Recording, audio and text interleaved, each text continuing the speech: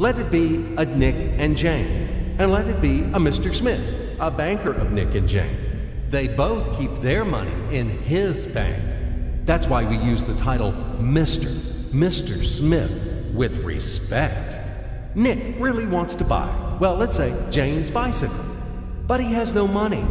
More precisely, he has money, but not enough, only $10, while Jane wants $100 for her precious bicycle. That's a problem. What should Nick do? Well, this bicycle is so desirable. He gives Jane his $10 as a deposit and asks plaintively not to sell the bike to anyone. He says that he will bring the rest of the money soon.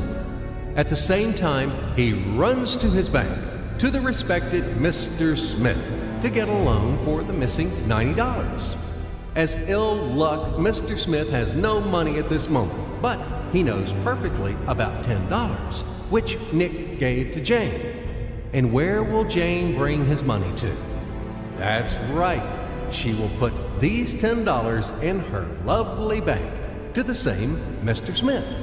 Therefore, Mr. Smith asks Nick to come back tomorrow in the hope that tomorrow he will get these $10. And everything happens this way. The next day, Jane brings $10 to the bank. The bank provides Nick these $10 on credit. Nick immediately gives them to Jane. She again puts them in a bank. The bank again provides Nick these $10 on credit, etc. As long as Nick the fool will gather enough money for the bicycle. Don't you get confused yet? Be patient, I told you. These demons have been trying to confuse you during 1,000 years. These damn economists and financiers. But anyway, we will figure everything out.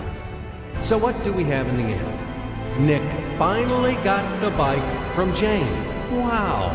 But at the same time, Nick owes $90 to the bank, Mr. Smith. And the bank, in its turn, owes $100 to Jane. In other words, those $10, which existed initially, have magically turned into $200, $190 of debts plus real $10. But these $10 would also turn into $1,000, even in a million or a billion, if Nick would make a more expensive purchase. In this case, our $10 would make the increasing number of its cycles, circuits from hands to hands. That's it. So, what happens in today's world? SOS! It appears that banks also make money out of thin air and multiply them. Not only Fed can produce money, but banks either. In short, everybody can do this, except you and me. We are not in the business at this celebration of life. I would like to print or draw some money as well. In fact, these banks multiply money without any control. And we're still wondering why the banker lives better. What are naive fools are we? Now it is clear why. The one who produces the money, of course, lives better. But this is not enough. From this moment, poor Nick will never be able to repay his debts owed to the bank, no matter how hard he would work. Silly Nick doesn't know it yet, that he's in slavery to the bank, in credit bondage forever, because those $90 which he owes to Mr. Smith do not exist in nature at all. Sly Mr. Smith made his money out of nothing. He created them out of thin air, just one click.